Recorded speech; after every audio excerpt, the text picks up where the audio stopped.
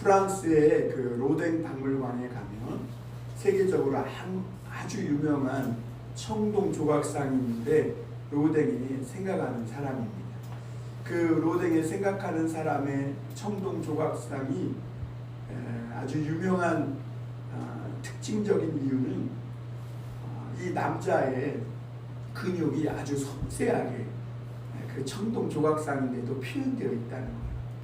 그래서 막 힘 있는 그런 자태, 그런 모습이 아주 섬세하게 표현되어 있고, 또 그런 강인한 근육질의 남자가 고개를 푹 숙이고 무언가를 생각하는 모습은 정말 많은 보는 이들로 하여금 그 동상을 볼 때마다 습고하게 만든다는 것이죠. 그런데 여러분, 그렇게 훌륭한 작품도 가까이 가서 만져보면 차갑고 딱딱한 청동에 불과한 것이죠. 교육이라는 것이 그렇습니다. 우리가 세상에서 공부도 꼭 해야 되고 배워야 될 것들이 많이 있어요. 그러나 여러분, 그런 것들은 인간의 겉모습은 이 무언가를 깎아서 만들어 놓을 수는 있지만 그 본질을 바꾸지는 못합니다. 그러나 교회에 와서 하나님의 말씀을 듣는 이것은 그 사람의 본질의 형상을 새롭게 만드는 것입니다. 여러분, 이 교육이라는 것은 그 사람을 깎아서 무언가 새로운 어떤 소망적인 미래의 형태 모습으로 만들어가는 것 아니겠어요?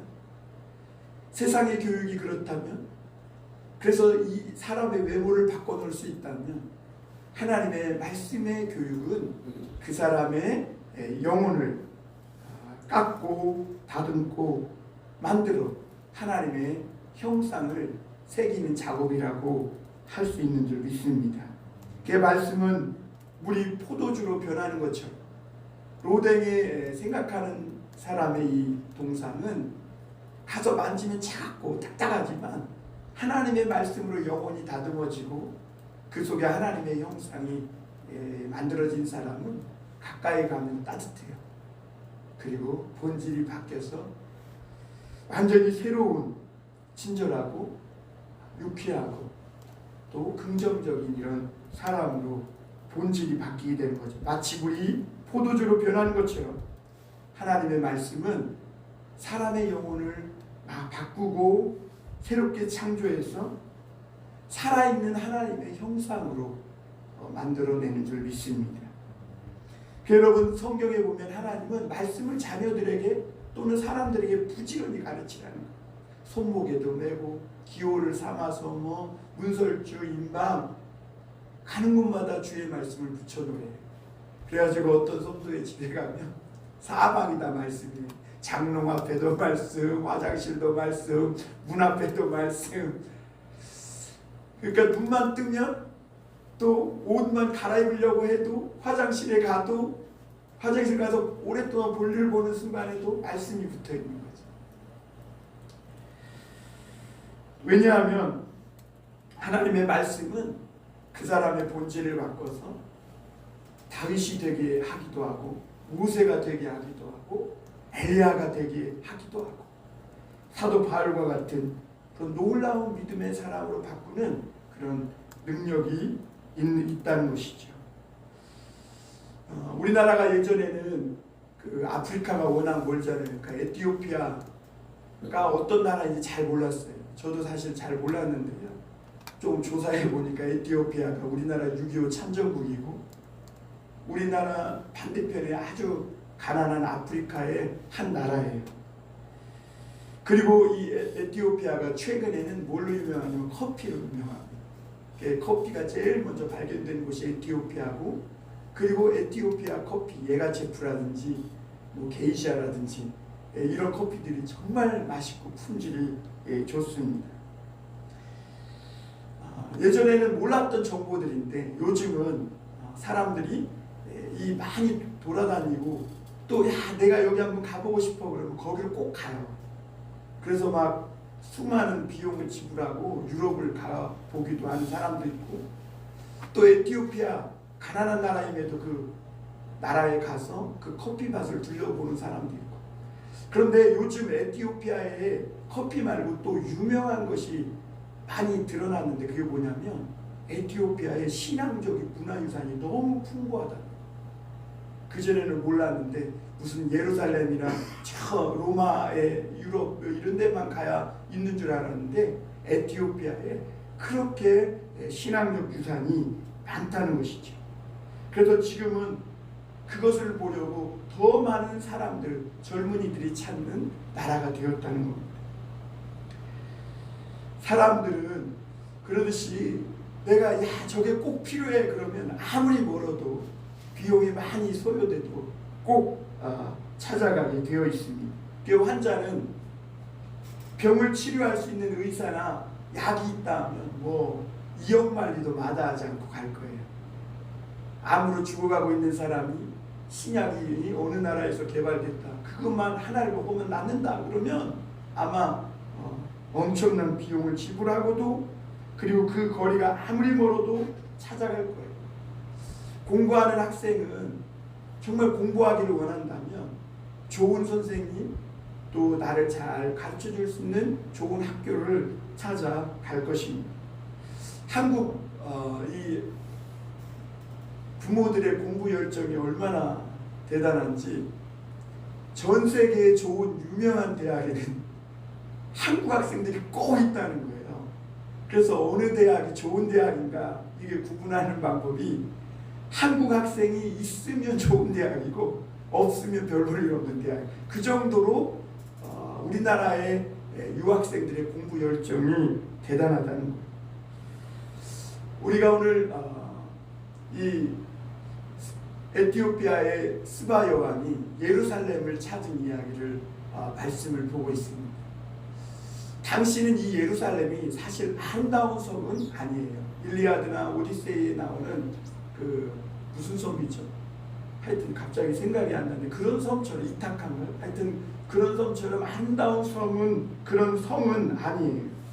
그런데도 이 예루살렘은 옛날에 아주 많은 사람들이 찾던 그런 성읍이었음을 보게 됩니다. 왜 그러냐면 예루살렘에는 다른 나라에 없는 두 가지 비밀이 있는데 이 예루살렘에는 하나님의 말씀이 있어서 사람들이 이 예루살렘에 와서 하나님의 말씀을 들으면 인생의 문제가 해결되는 거예요. 그리고 내 인생이 속았구나. 마귀에게 도둑 맞았구나. 그러면서 자신의 본 모습도 되찾게 되고 그리고 속았던 인생을 되찾게 되는 그리고 새 출발하게 되는 이런 하나님의 말씀이 예루살렘에 있는 거예요. 그러니까 전 세계에 흩어져 있던 수많은 사람들이 그 소문을 듣고 예루살렘으로 그 하나님의 말씀, 지혜의 말씀, 내 인생을 바꾸고 내 인생의 어려운 문제들을 해결해 줄 수 있는 그 하나님의 말씀을 들으러 온 것이죠. 그리고 또 한 가지 이 예루살렘에 성전이 있었습니다. 하나님의 이름이 있는 성전. 이 성전의 특징이 뭐냐? 사람을 새롭게 해요. 사람을 바꿔놓습니다. 사람의 본질을 하나님의 살아있는 형상으로 바꿔놓는 그런 능력이 성전 안에 있는 거예요. 그래서 이 성전에 와서 하나님을 예배하고 기도할 때 거기에서 눈에는 보이지 않지만 막 말씀과 은혜의 생수가 흘러나오는 거예요. 그래서 그 말씀을 집중해서 은혜롭게 막 듣다 보면 나도 모르는 사이에 그 말씀이 내 생각도 바꾸고 내 잘못되고 삐뚤어진 가치관도 치료하고 고치고 내 과거의 상처 그리고 나도 모르게 죄로 인해 더럽혀진 이런 나의 이 잘못된 성격이나 이런 더러움들이 깨끗하게 씻겨지고 변하여 새로운 사람으로 바뀌어지는 이런 놀라운 능력들이 일어났다는 것이죠. 그래서 이 소문이 사람들 입에서 입으로 계속해서 퍼져나가서 어디까지 퍼져나간 거예요? 저 아프리카의 에티오피아 땅까지 퍼져나간 것이죠. 그래서 많은 사람들이 도대체 그 예루살렘에 무엇이 있길래 거기 가면 사람의 인생이 바뀌고 사람이 달라지느냐. 그래서 많은 사람들이 순례의 길을 그 먼 곳에서도 떠나 찾아오게 된 것입니다.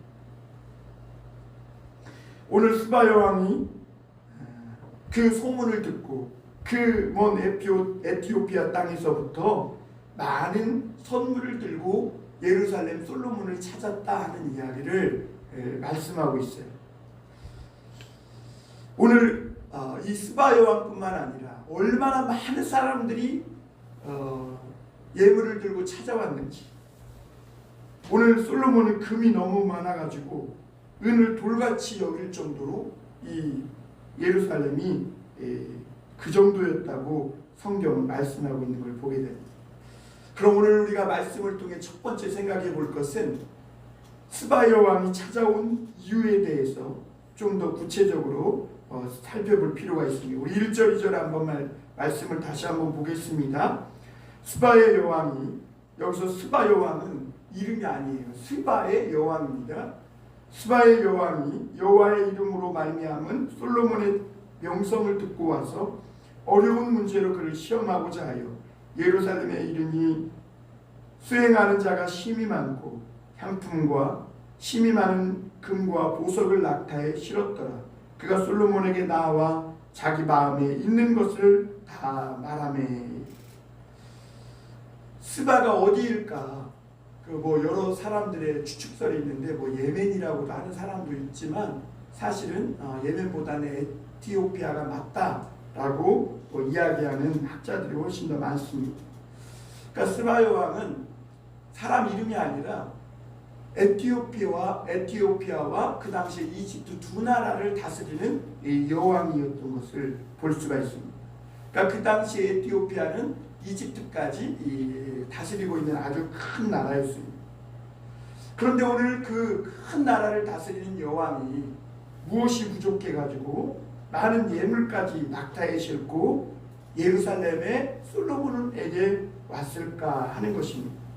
오늘 스바 여왕이 가져온 금의 양이 120달란트, 약 4톤의 무게입니다. 4톤을 낙타에 실었다고 생각해 보세요. 그 행렬이 얼마나 대단했겠어요. 그 심이 많은 낙타 행렬과 그 막 사람들을 끌고 그 뭐 자동차를 타고 온 것도 아니고 그 먼 곳에서 그 옛날에 솔로몬이 있는 이 예루살렘까지 찾아온 것이죠.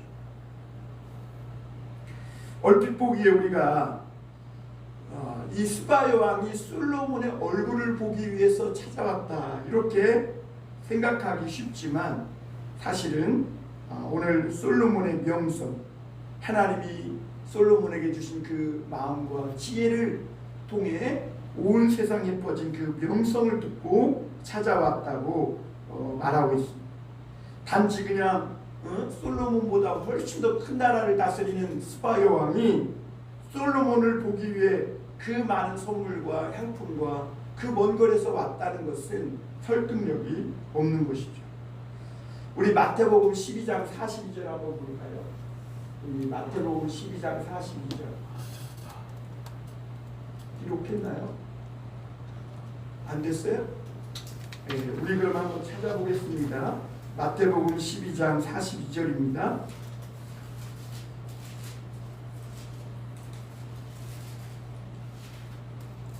제가 읽어드리겠습니다.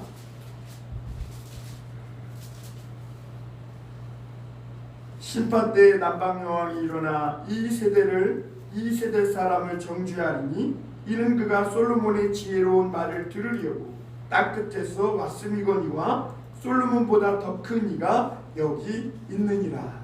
이렇게 말씀하고 있습니다.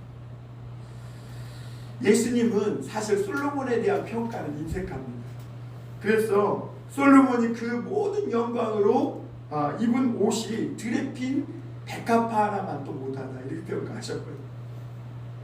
그런데 예수님은 이 남방여왕에 대한 평가는 굉장히 높이 평가하고 있음을 보게 됩니다. 왜냐하면 소문만 듣고 그 땅 끝에서 그 예루살렘까지 왔다는 거예요. 그래서 심판 때에 남방여왕에게 책망 들을 사람이 많다는 거예요. 왜냐하면 하나님이 솔로몬에게 주신 그 지혜에 대한 소문이 퍼지고 퍼져서 그걸 듣기 위해 그 땅 끝에서 남방여왕은 왔는데 이 솔로몬에게 지혜를 주신 그분이 이 세상에 육신의 옷을 입고 그분이 오셨는데, 솔로몬보다 더 큰 이가 세상에 오셨는데 그 소식을 듣고 사람들이 오지 않으니까 그 심판 때에 남방여왕으로부터 책망을 들을 것이고, 그리고 예수님도 지금 그 말씀을 들으러 오지 않은 그 많은 사람들을 향하여 책망하고 있음을 보게 됩니다. 그러니까 우리가 이런 모습을 볼 때 남방여왕이 단지 그냥 솔로몬의 얼굴을 보고 솔로몬이 지은 건축물이 얼마나 대단한가, 행적이 얼마나 놀라워, 이걸 보러 온 것이 아니라는 것을 우리가 알 수 있어요.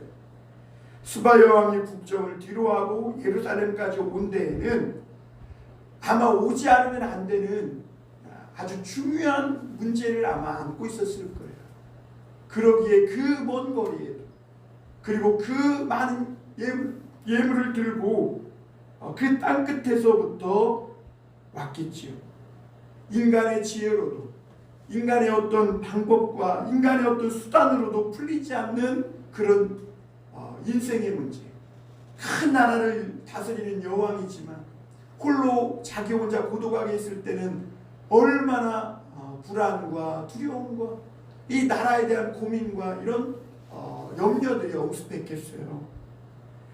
물론 우리가 이게 국적 문제인지 개인적인 문제인지는 나와 있지는 않지만 사람은 누구나 다 개인적으로는 자기 개인에 대한 문제, 또 공동체면 가정에 대한 문제, 자녀에 대한 문제, 어떤 공동체에 대한 문제, 이런 문제들을 다 인간의 지혜와 방법으로는 해결할 수 없는 그런 어려움들을 안고 살아가는 것이죠. 옛날에 느부갓네살 왕도 그 꿈을 꿨는데 그 꿈이 너무 뭐라 그래요? 뒤숭숭한 거예요. 그래가지고 그 바벨론의 온 박사와 술사들을, 페르시아인가요? 다니엘 때니까 하여튼 불러 모아가지고 꿈을 해석하게 했는데 해석을 못하는 거예요. 그런데 다니엘이 와서 그 꿈을 듣고 명쾌하게 해석하고 그러자 이 느부갓네살 왕이 다니엘에게 총리로 나라를 일해달라고 하며 그를 총리로 삼았던 것을 볼 수가 있습니다. 아마 스바야 왕도 나라를 다스리면서 개인적으로 또는 국가적으로 풀리지 않는 어려운 문제가 있었을 거예요. 지금 우리나라도 참 크고 작은 여러 가지 문제들을 지금 안고 있고 연일 뉴스에서 떠들고 있는데 아마 스바야 왕도 그러지 않았을까. 그런데 그런 속에 있을 때 솔로몬이 하나님께 받은 지혜에 대한 소문을 듣고, 그리고 용기를 내서 힘을 내서 오늘 이 솔로몬을 찾아온 이야기를 하고 있는 것이죠. 오늘 23절 24절 한번 우리가 읽지 않았지만 같이 읽어볼까요? 시작. 솔로몬 왕의 재산과 지혜가 세상의 그 어느 왕보다 큰지라. 온 세상 사람들이 다 하나님께서 솔로몬의 마음에 주신 지혜를 들으며 그의 얼굴을 보기 원하여 그 수많은 사람들이 그 솔로몬에게 주신 그 하나님의 지혜, 그 마음에 대하여 듣기를 원하여 그를 보러 왔다는 것이죠. 그래서 오늘 2절 하반절에 보면 이 스바야 왕이 솔로몬에게 와서 자기 마음에 있는 것을 다 말했다. 근데 사실 처음부터 스바야 왕이 다 말한 건 아니에요. 솔로몬에게 왔을 때 처음에는 의심도 했어요. 그래서 솔로몬이 정말 이 받은 지혜가 과연 사실일까 그래서 여러 가지로 솔로몬을 시험했지만 그가 대답하는 것이 아무것도 없이 모든 것을 다 대답하는 것을 보고 이 스바야 왕이 놀랬다고 말하고 있습니다. 그러니까 아주 몸이 또 그동안 갈증나고 고민했던 그런 문제들이 시원하게 해결된 거죠. 그러니까 몸에 전율이 흐른 겁니다. 성경에서 여러분 하나님의 이런 은혜와 축복을 경험한 사람들의 특징을 보면 다 열정적인 사람들입니다. 열정적인 사람. 그리고 막 적극적인 사람들. 아무리 거리가 멀어도 자존심이 좀 상해도 또 어떤 값비싼 대가가 좀 요구돼도 하나님의 말씀을 찾아 나온 사람들이 은혜를 입어요. 제가 그래도 요즘 그 교계 소식을 들으면서 우리나라가 희망이 있는 것은, 물론 이제 교회 안 나오는 사람도 많이 있지만 그래도 우리나라 성도님들이 말씀을 되게 사모할 것 같아요. 그래가지고 유튜브로라도 막 자면하면 자면서도 말씀을 듣고 막 성경 앱을 깔아놓고 막 성경을 막 듣고 이런. 여러분, 이 하나님의 말씀을 적극적으로 열정적으로 사모하는 그런 사람들이 이 신약 시대에도 보면 예수님에게 많은 은혜를 입고 깨끗함을 입었음을 보게 됩니다. 아마 처음에 스바 여왕도 솔로몬에게 이 하나님의 탁월한 지혜가 있다는 것을 믿지 못해서 여러 가지 말로 시험을 해봤던 것이 사실입니다. 그러나 여러분, 처음에 소문만 듣고도 길을 찾아 나섰다는 것, 한방향. 오늘 하나님이 그걸 중요하게 여기십니다. 왜냐, 오늘날 많은 사람들이 문제가 없는 게 아니에요. 다 문제가 있어요. 그런데도 조금 시도해보고 뭔가 해보다가 눈에 보이는 가시적인 결과가 없으면 포기해요. 그러니까 자살하는 사람도 많고 이상한 행동하는 사람도 많고. 그런데 하나님은 2000년 전에 이미 독생자 예수 그리스도를 저 갈보리산 꼭대기 위에 십자가를 세워놓고 못 박아 죽고 우리의 모든 죄를 사해 주시고 인생의 모든 문제를 해결해 주셨고, 이 복음을 오늘날 하나님의 사람들을 통해, 교회를 통해 전하고 있거든요. 사실 이 소문을 듣지 못한 사람은 별로 없을 거예요. 하나님께 나오면 그런 인생의 문제가 해결돼요. 그런데 많은 사람들이 이 소문을 듣고도 오늘 이 남방의 이 스바 여왕처럼 용기를 내지 못하고 자신을 내려놓지 못하고 그래서 주님 앞에 나오지 못하는 것을 보게 됩니다. 물론 스바 여왕도 소문만 듣고 찾아왔다는 것은 어떻게 보면 도박과 같은 것이에요. 그럼에도 불구하고 그가 솔로몬이 있는 이 예루살렘까지 와서 그 하나님의 지혜의 말씀을 들어봤을 때 솔로몬에게 주신 이 하나님의 지혜는 자기가 소문으로 들은 것보다 훨씬 더 놀라운 그런 하나님의 음성이었음을 보고 자기의 모든 문제가 아마 깨끗하게 후련하게 다 해결된 것 같아요.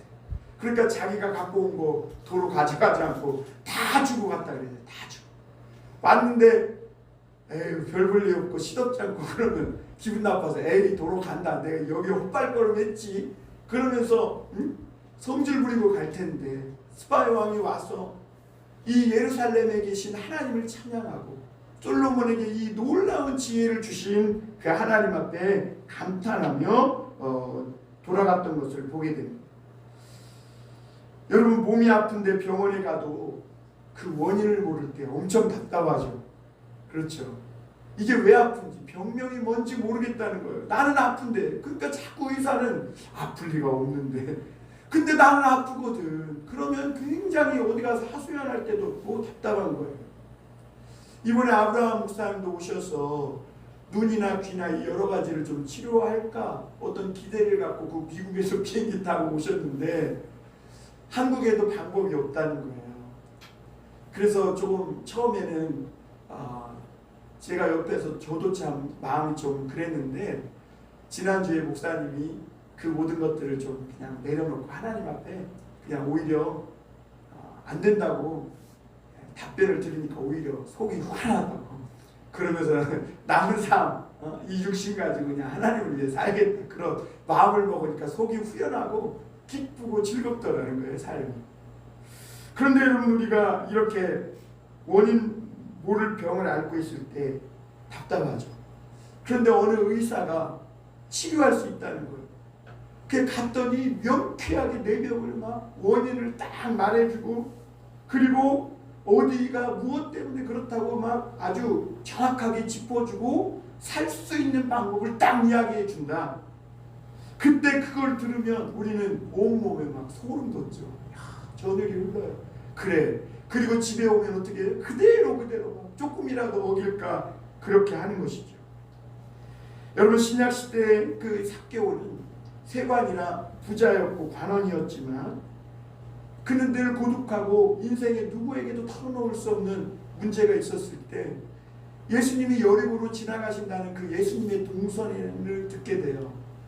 그래서 그 삭개오는 여리고에서 세관을 하다 말고 그 예수님을 위해 보기 위해 나갔는데 직장 때문에 조금 늦게 나갔잖아요. 그러니까 이미 막 수많은 인파들이 몰려 있으니까 예수님을 볼 수가 없는 거예요. 그냥 뽕나무에 올라간 것이죠. 그랬더니 그 예수님이 삭개오의 열정을 보고 삭개오야 내려와라. 내가 오늘 너희 집에 갈 거야. 오늘 너에게 구원이 임했다.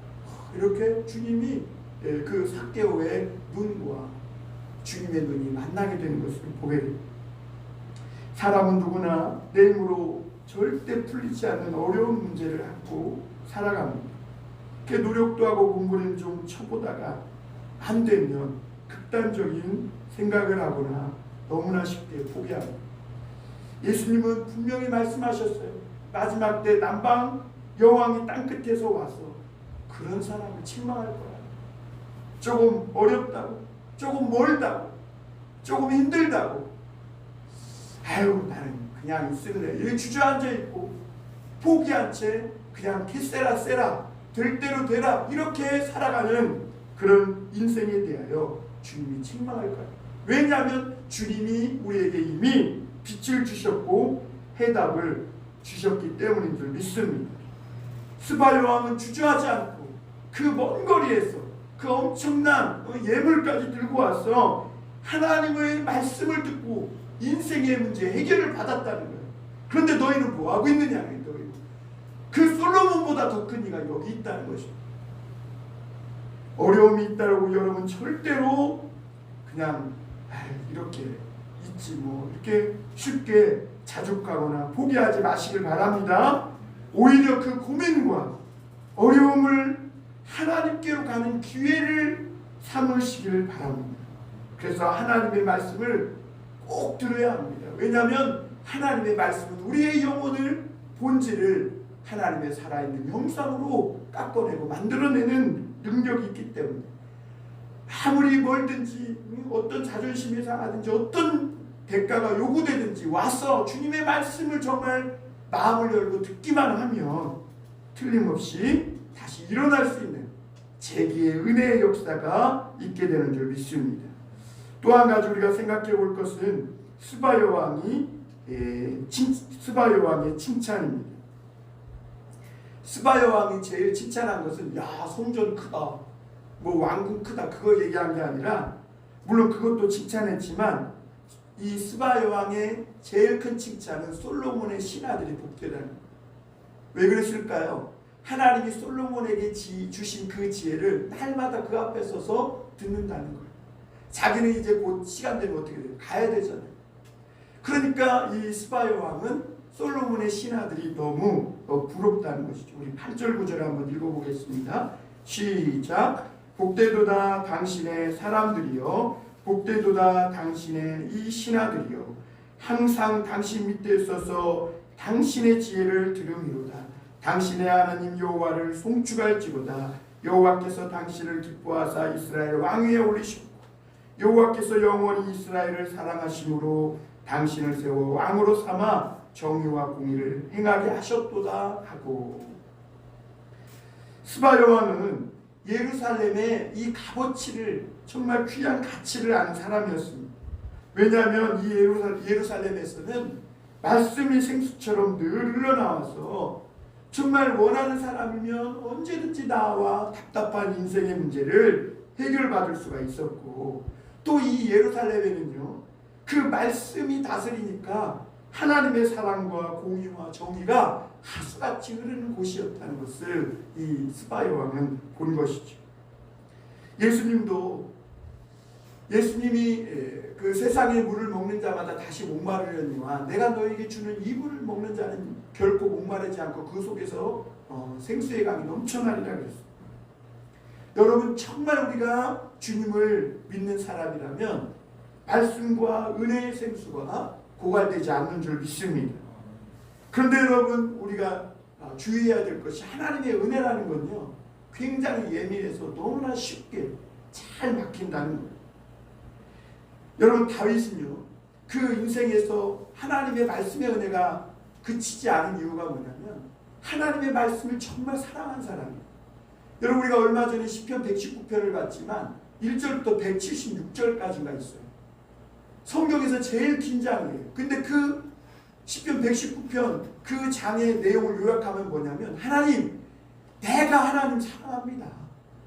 그래서 막 하나님의 말씀을 막, 주의 말씀은 내 발의 등이요 내 길의 빛이요 막 내 노래이요 내 사랑이시요, 그러면서 하나님의 말씀에 대한 막 그 사랑을 노래로 지어서 천천금원보다 더 귀하다고 이렇게 말씀하고 있어요.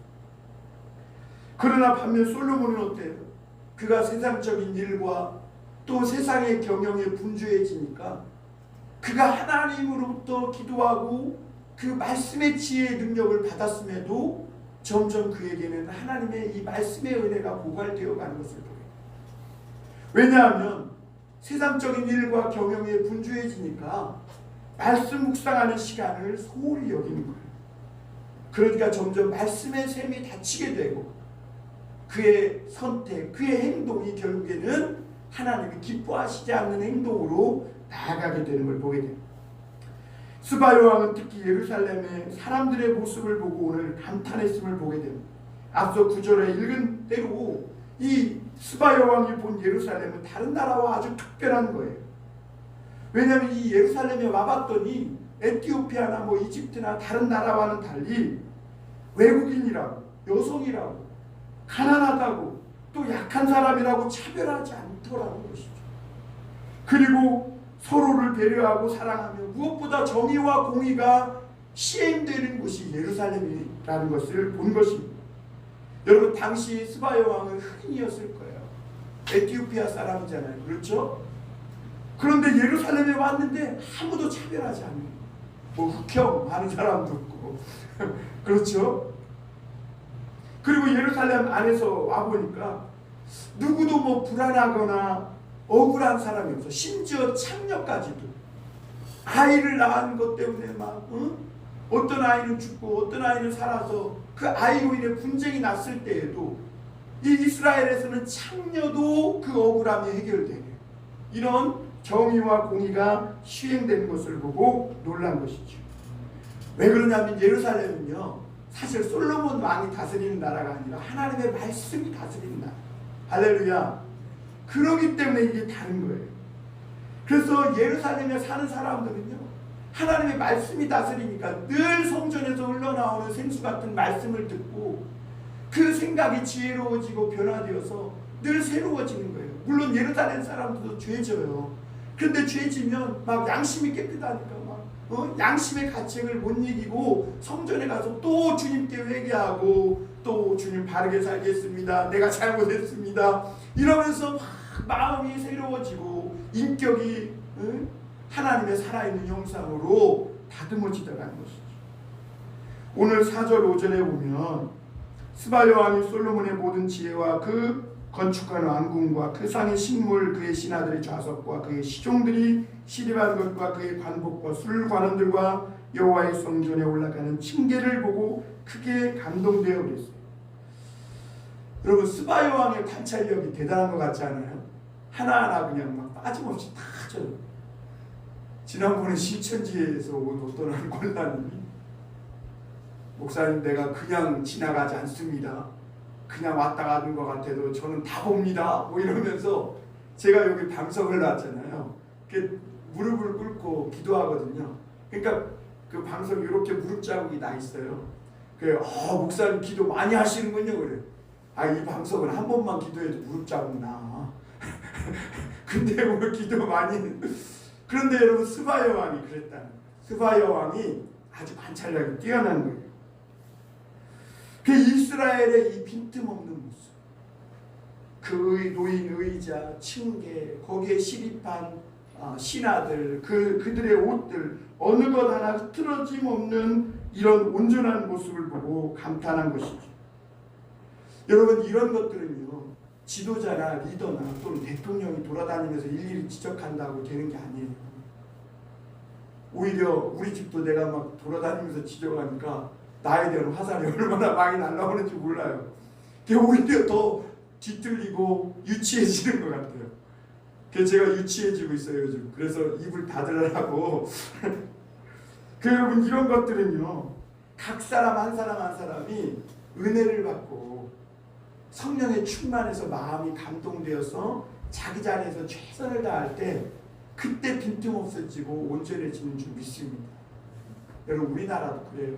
우리나라도 이게 막 대통령이 위에서 찍어 누르고 된 이게 아니에요. 백성들이 은혜를 받아야 돼요. 감동이 돼야 돼요. 그래서 각자 맡은 자리에서 최선을 다하면 외국에서 누가 와도 이 나라는 빈틈없어 보이는 거예요. 사람이 말씀을 듣고 은혜를 받으면 자신의 자리에서 최선을 다하는 성실한 사람들. 그래서 교회 다니면 여러분 정말 최선을 다하는 성실한 사람들.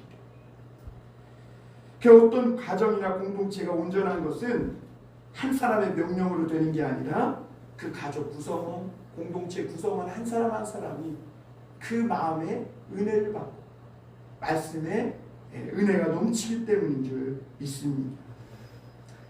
여러분 오늘 스바 여왕은 이스라엘이 어쩜 이렇게 한 사람 한 사람이 흐트러짐 없이 다 친절하고 이렇게 빈틈없이 온전할까? 그것은 말씀의 은혜와 성령이 그 솔로몬과 신하들에게 충만했기 때문인 줄 믿습니다. 마지막으로 한 가지 더 볼 것은 핵심을 놓치면 허영에 빠진다는 것. 솔로몬은 명성이 높아지고 점점 많은 사람이 찾아왔어요. 그때 솔로몬이 어떻게 해야 될까요? 오는 사람마다 다 만나고 그냥 그렇게 시간 보내고 그래야 될까요? 오히려 접견을 피하고 혼자 가서 말씀을 묵상하면서 기도하는 시간이 더 필요했겠죠. 예수님은 오히려 사역이 바빠질수록 더 그런 것들을 사람들에게 막 기적을 행할 수 있어요. 능력을 행할 수 있어요. 그러나 뒤로 물러나서 한적한 곳에 가서 기도하며 새벽이 맞도록 하나님 앞에 엎드리셨음을 보게 됩니다. 사람은 부자가 되거나 유명해지면 누구든지 쉽게 흥분합니다. 그 자도취에 빠지게 돼요. 그 솔로몬이 많은 사람들이 막 엄청난 예물을 들고 찾아오니까 점점 자도취에 빠지는 겁니다. 그러면서 핵심을 놓치고 외모를 꾸미는 대로 나아가기 시작해요. 이게요 사람이 타락하는 일반적인 순서입니다. 그 대표적인 것이 뭐냐? 금이에요. 그 솔로몬이 금이 얼마나 많은지 큰 방패, 작은 방패, 방패를 금으로 만들어요. 여러분 이게 전쟁에서는 하루 쓸모 금방패를 들고 나와서 무거워서 어떻게 들고 다녀요? 금방패를 다 의전용, 전시용, 과시용으로 만든 거예요. 또 보좌를 상하로 만들고 올라가는 층계 양쪽에는 사자상을 만들고 아니 물지도 못하는 사자상을 원터로 만들어놔 12개나 그거 만든다고 없던 권위가 세워지고 막 없던 존경심이 생겨 이런 거 아니잖아요. 그 나중에 이런 모든 것들이 애굽의 시삭이 와가지고 싹싹싹싹 다 가져가 버려요. 시삭이 와가지고 싹쓸이해 가는 거예요. 이름도 시삭이에요. 그 시삭이 내 인생에 오지 않도록 여러분 늘 주님과 가까이 사시길 바랍니다. 사람들은 뭐가 좀 쌓이면 거기에 자꾸 의미를 부여하려고 내가 능력 있어. 내가 잘했어. 뭔가 좀 잘 되면 거기에 자꾸 의미 부여해서 자도취에 빠져. 그러지 말고 오히려 그럴수록 더 하나님 앞에 매달리고 기도하는 것에 더 큰 의미를 부여하는 삶이 진정한 신앙생활인 줄 믿습니다. 하나님은 말과 마병을 분명히 많이 두지 말라고 그랬는데 오늘 우리가 읽지 않았지만 13절 이후에 보면 이 솔로몬은 말과 마병과 심지어 병거성까지도 많이 둡니다. 왜 하나님이 말을 많이 두지 말라고 그랬냐? 말이 많으면 기도를 안 해요. 참, 뭐 달리는 말도 그렇지만 사람 말도 많으면 기도도 안 하는 것 같아요. 어쨌거나 하나님의 자녀들이 연약할 때 더 주님을 의지하고 더 기도하고 그러는데 이 솔로몬은 스스로 말과 병거석을 많이 두면서 기도하지 않고 외모를 꾸미는 허영으로 빗나가고 핵심을 놓치고 있음을 보게 됩니다. 여러분, 하나님은 우리가 부족한 것이 많아서 불쌍히 여기는 줄 믿습니다. 그리고 하나님은 우리가 이렇게 부족한 것이 많아 하나님 앞에 나아가니까 우리를 교만하지 않고 겸손하게 해주시는 줄 믿습니다.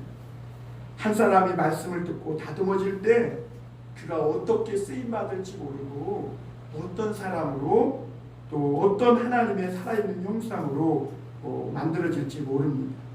오늘날 많은 사람들이 인생의 문제를 안고 식음하며 살고 있습니다.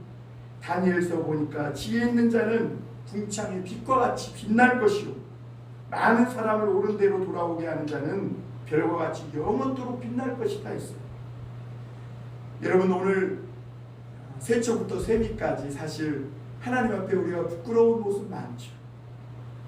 그러나 올해 남은 며칠이라도 주님 앞에 부끄러움 없이 후회 없이 보내시고 다가오는 새해에는 우리가 더욱더 이 소문을 널리 퍼뜨려서 울며 씨를 뿌려서 더 많은 사람들 인생에 풀리지 않는 이 고민, 이 시름을 안고 포기하려는 이 사람들이 정말 주님 앞에 나올 수 있도록 인도하는, 전도하는 하늘의 해같이 빛나는 그런 저와 여러분들이 다 될 수 있기를 주님의 이름으로 축원합니다.